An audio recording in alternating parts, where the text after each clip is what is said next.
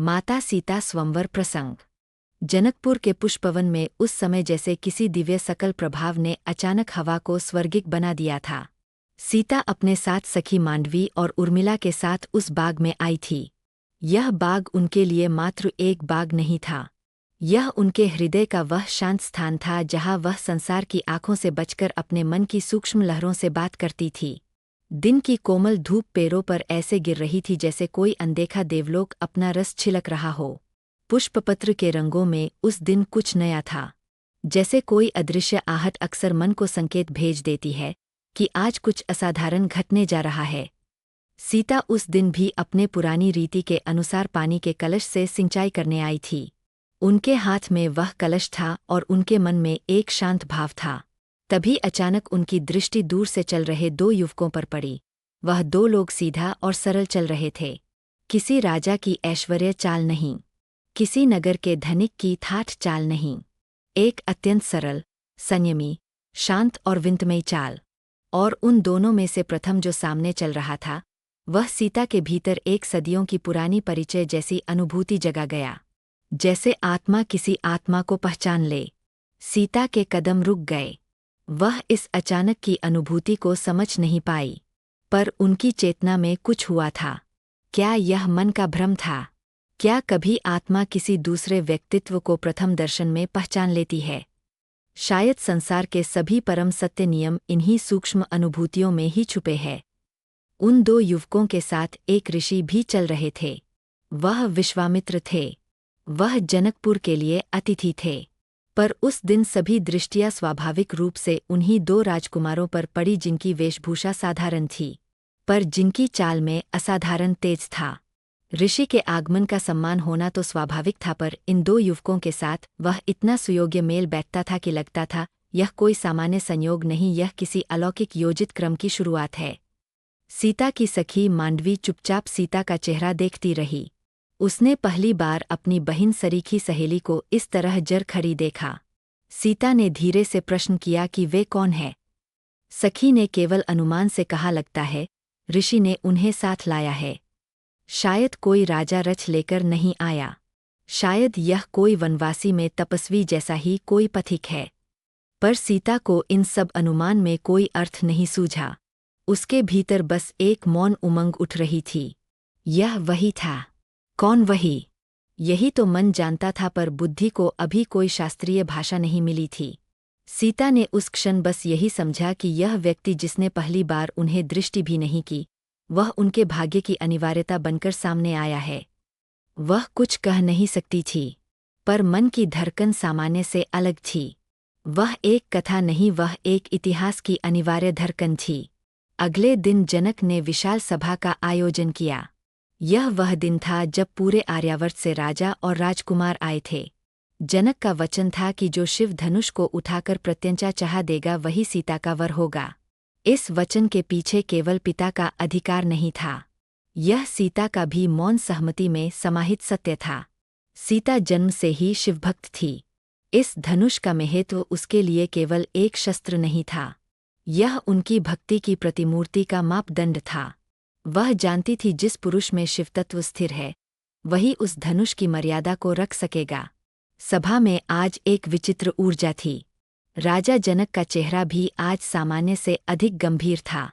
लोग दूर दूर से आए थे और यह पूरा जनकपुर ऐसा लग रहा था जैसे किसी महान संधि के महत्वपूर्ण मोड़ पर खड़ा है। सीता बालकनी में थी। वह सभा को ऊपर से देख सकती थी। उसका हृदय शांत था, पर उसमें एक भी भाषा नहीं थी। वह केवल देख रही थी। तभी उसने उन दो युवकों को देखा जो कल पुष्पवन में दिखे थे, और उनकी वही झुकी हुई सरल नम्रता वाली चाल आज भी थी।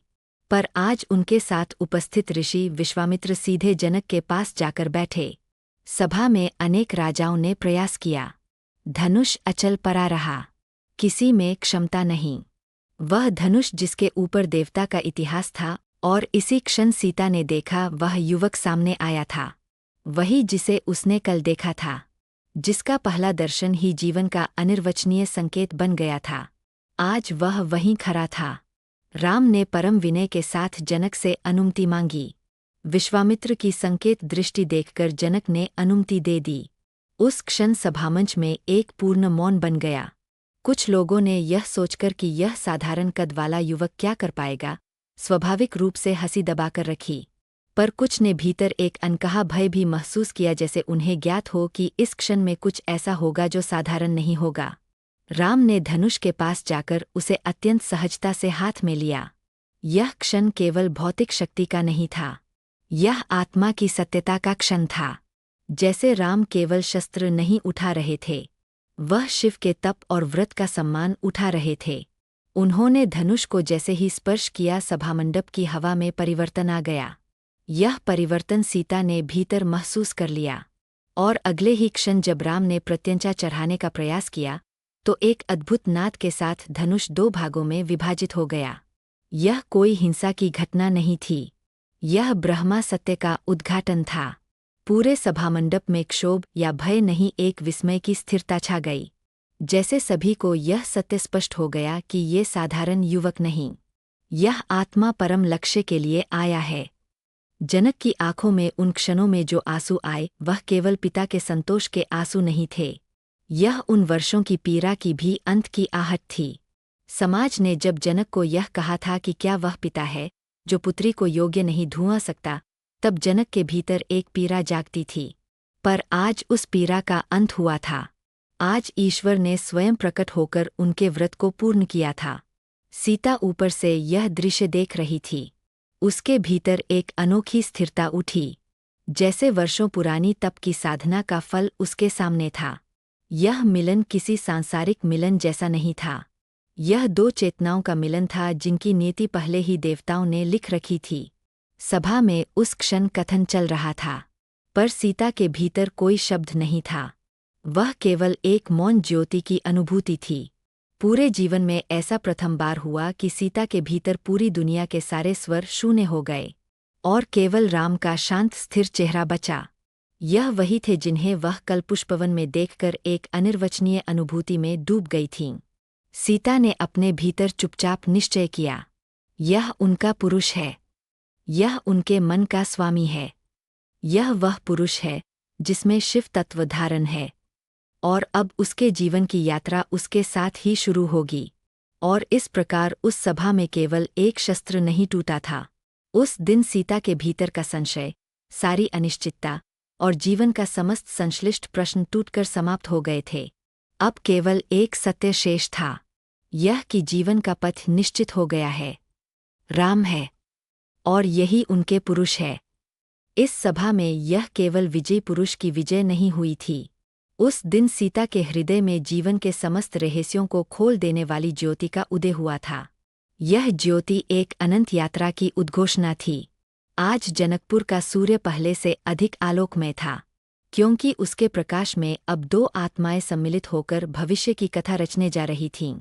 यह कथा केवल एक विवाह कथा नहीं थी, यह धर्म की मर्यादा का प्रस्थान था, और यह प्रस्थान युगों तक मानवता को रास्ता दिखाने वाला था।